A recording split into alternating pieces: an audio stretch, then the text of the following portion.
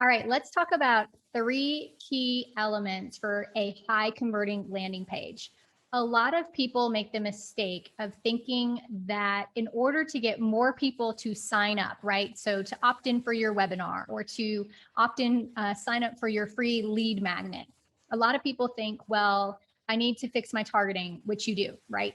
Or I need to figure out how to get my cost per click down, or, all of these things. They're looking at the front end. What I mean by that is they're looking at the front end of what happens before people get to the landing page in order to try to improve their results. And you should do that, okay?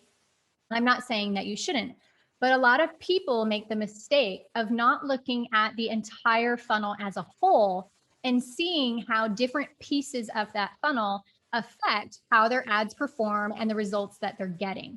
And so today I wanted to talk about some key elements that are necessary in order to increase the conversions on your funnel. So increase your webinar signups, increase your lead magnet signups. And I'm not going to talk about the ad side of that because I feel like we do that a lot, right? We talk about targeting and we talk about images and we talk about ad copy. All of those things matter. And so if you want to know how to improve your targeting or your ad copy or your images, then you should definitely go back and watch some of my old Facebook Lives that I do every Tuesday, because I've talked about those topics at length. However, let's talk about landing pages today, because once someone clicks on your ad and goes to the landing page, and I'm just going to use landing page as kind of a general term, but what I mean is like a webinar registration page or a page where they go to sign up for your freebie, right? Your lead magnet, your free offer, whatever it is. And so for today, I'm just going to call that a landing page. All right. So we're all on the same page here. And once someone clicks on your ad and goes to that page, the higher the percentage of people who sign up, the lower your cost per conversion will be, right? I think everybody understands that. And so you should put a lot of time and effort into improving the conversion rate on your landing page, because that will allow you to get more for your money, right? You're spending money, you're getting all these clicks to the page, and the more people who opt in, you're getting more leads for the money that you're spending. And so this is a very important part of your ad funnel. The landing page is just as important as the effort and time and thought that you put into choosing the right images, choosing the right audience, and choosing the right ad copy. This is just as important as that. And so I thought I'd jump on here today and give you kind of 3 key elements that you should focus on when you're writing your landing page, or even today after this show, if you go to your landing page and say, I'm going to go and look at my page now and see, am I doing these things well? Okay. And so the probably number one most important part of your entire page is the headline. And some of you may have heard this before, some of you may have not heard this before, but your headline will make or break the success or failure of that page, because the headline is the very first thing that your audience is going to read when they land on that page. And that headline is going to tell that person whether they want to keep reading or not. Okay. And so there's a lot of different statistics out there that say you have 3 seconds. Some say you have as much as 8 seconds to basically convince someone to keep reading the page. And so your headline should be so good that it attracts the right people that are your ideal prospects, or as good as it can be, and repels the wrong people, right? And so it should do both. And if it isn't specific enough, then it will kind of fall flat, right? And what can happen if your headline isn't specific enough is that you'll either get a bunch of people opting in that aren't actually a good fit for you, or they don't know that it's for them, and so they leave and they don't even sign up, and you're missing out on an opportunity to capture that lead. And so the headline needs to attract the right people and repel the wrong people. And in order to do that, you have to have language in that copy that is very specific as to who it's for. And so if it's for business owners, it needs to say that. If they're new business owners, if they're very experienced business owners, if they're new moms, or they are a woman who's been married for 15 years or over, or someone who, they're a dentist, or they have a local brick and mortar, like whoever your audience is, it's very, very important for you to, number one, mention that audience in the headline. But number two, I think that a lot of people probably do that part. But where they miss the mark is the rest of the headline should also be describing problems or outcomes, so problems or solutions that your particular audience is really wants or is really struggling with. And so what I mean by that is, if you talk about, let's just say like you help people advance in their careers, okay? That's just like an easy one for me to give you examples about. And you want to use language that talks specifically about the 2 or 3 main struggles that your audience has. So if I'm someone your specific audience has, right? So let's say that my audience are men who are in their 50s or older, and they're concerned that like the newer, younger guys coming in are taking all the jobs, and the company can pay them less because they're new. And so you're concerned that they're going to like let you go because you're getting this top salary and you're getting older. And so if it is like a big concern, then that needs to be specifically called out what those concerns are in the headline, right? And if you keep them too broad, then again, you're either going to get people opting in that you're like, this isn't even who I work with. Or you're going to lose out on getting the people that would have been a good fit because they were like, well, I don't really know if this is for me. So make sure that you know your audience well enough to be able to create a headline that speaks specifically to your people and the problems that they have, and positioning that you have the solution for them, right? And so that headline needs to do that in not a ton of words, right?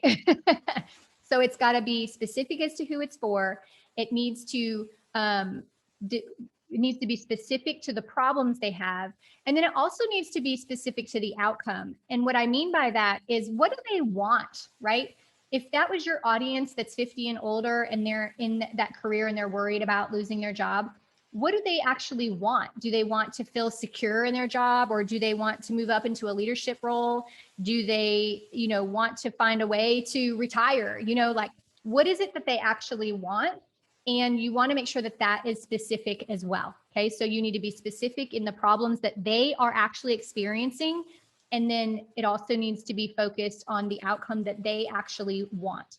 And you want to make sure that that headline doesn't sound like something they can just go Google the answer for.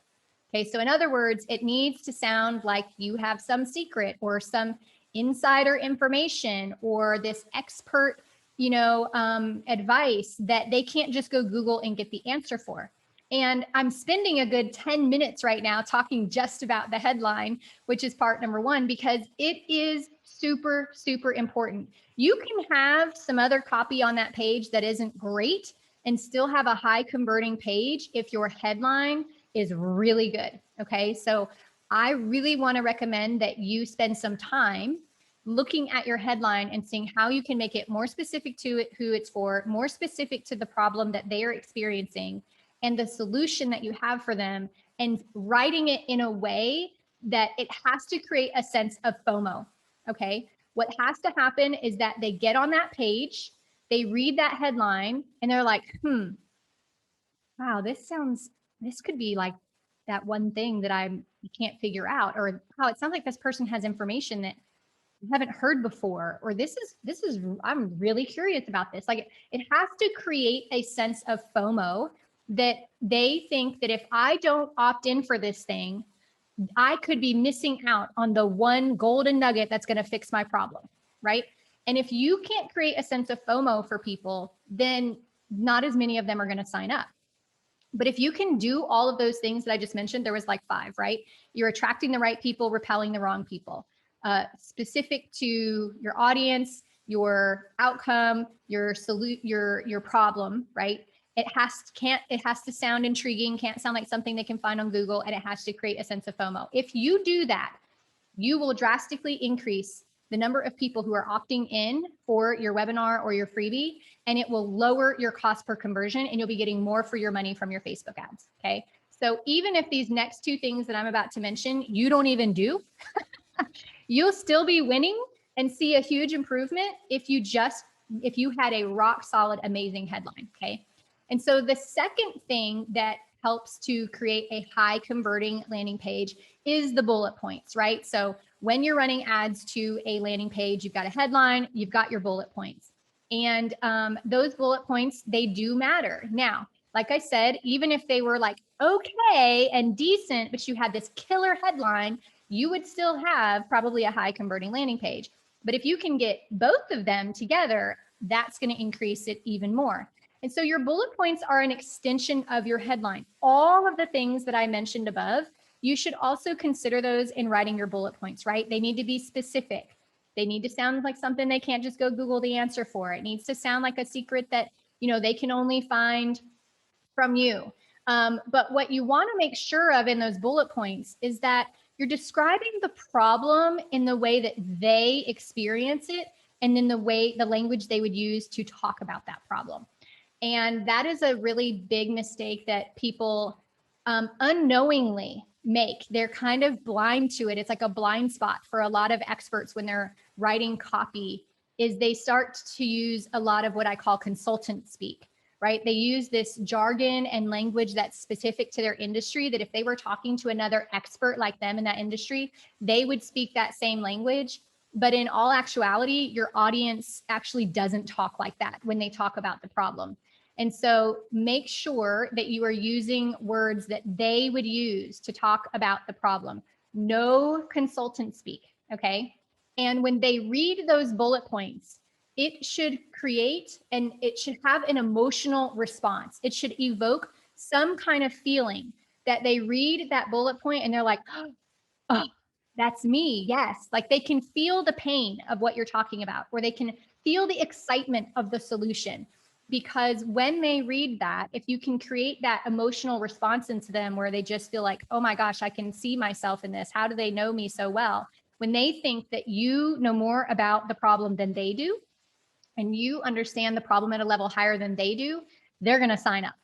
Okay. And so your bullet points need to do that. It needs to follow very similar rules to what we talked about just now in the headline, but it also needs to talk about that in the bullet points. And then the third element of a high converting page is to make sure that you build curiosity. And by doing that, you want to another fatal mistake that people will make, fatal sounds so harsh, is that you tell them what you're going to tell them, right? And so in this webinar, I'm going to tell you blah, blah, blah, blah, blah. And they'll actually tell them what they're going to tell them. And what happens when you do that is someone reads that. And so let's say that, let me see if I can come up with an example real quick. Okay, let's say that your offer is self-care, right? And you are trying to talk to people about work-life balance, right? And you tell them in the copy, like, work-life balance is the key to having happiness. You know, let's say you're running ads to a business owner, and, you know, with work-life balance is the key to happiness and blah, blah, blah. You can have it all. You know, you just need to, you know, take better care of yourself and blah, blah, blah. Like, you're kind of telling them what you're going to tell them. And so if I come to that page and I'm a business owner and you're telling me that work-life balance is the solution to, you know, my problems, then I already have in my mind, I already have a judgment about what work-life balance is. And because I think that that's what you're going to tell me, I'm like, I already know that. I already know I need more work-life balance. I already know what people are going to say. Oh, self-care. I need to get a massage, or I need to take time off, or blah, blah, blah. Like, I already have my own assumptions and beliefs about what that means. And so that is going to keep me from signing up, because I assume I already know what you're going to say and I don't need to hear it because I already have heard that before and I don't believe in it. And so this isn't for me. So you have to be very careful to create intrigue and curiosity and tell them that you have this solution and that they can get that solution by opting in for your lead magnet or opting in for your webinar. Okay. But if you tell them that you're going to tell them work-life balance and self-care and this and that, then I'm already deciding that I've heard enough of that. I've read everything about it. I know about it. I've tried all the things. Nothing works. Yours isn't going to work either. And now I don't opt in.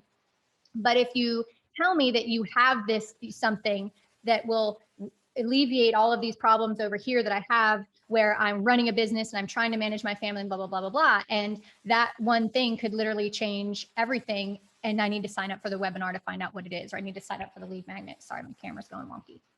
Now I'm like, I wonder what that is. I wonder what it could be. Oh, I wonder if it's going to be self-care, or maybe it's not going to be. Maybe she's got like this trick that nobody's ever said before, right?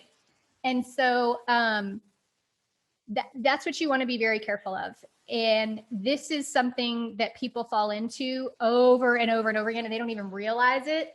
And so just go back and look at your landing pages and check that out and see if you have any of those things going on. Okay. Now, those are the three main elements of a high converting landing page. If you want a deeper training about this, I have a training called Landing Page Optimizer, and it takes you step by step by step through all of the copy, all of the things. I even give you suggested copy that you should use in each of your bullet points and in your headline that actually do create a sense of FOMO and curiosity and make it sound like you have something that nobody else has. And I talk to you about even more things on the page. So if you want to get my landing page optimizer training, that is actually part of Power Players Club. And Power Players Club is a monthly membership that I have where I give you training on all the things you need in order for your Facebook ads to be successful. And I also offer support. And we do weekly Q&A calls. We have a copywriter that does Q&A calls. We even have a mindset coach that does Q&A calls. And I teach you all the things. So we have the education component where I teach you how to have very successful ads. And then we have the support component to answer all of your questions and things like that. So Landing Page Optimizer is actually just one of the trainings in Power Players Club that you would get access to if you joined. So right now in the month of June, the doors are open and you can get started by going to wearepowerplay.com/PPC. I'll put the link below. But this is a great opportunity for you to work on your landing page, increase your conversions, especially right now with how expensive ads are because of the Apple iOS changes. If you just increase the conversion rate on your landing page, you are naturally going to lower your ad costs and you're going to get more for your money. So this is a really important topic right now. This is a really important part of your funnel that you should be optimizing right now. And like I said, I'll teach you how to do that in Power Players Club and also support you along the way. I review landing pages, offer suggestions for headlines and copy and stuff like that. So if you want to join us, go to wearepowerplay.com/PPC to get more information. And I'll put the comment in the link in the comments below. I hope to see you in Power Players Club, get that landing page optimizer training and get your costs down on Facebook and get cheaper leads. Have a great day, guys.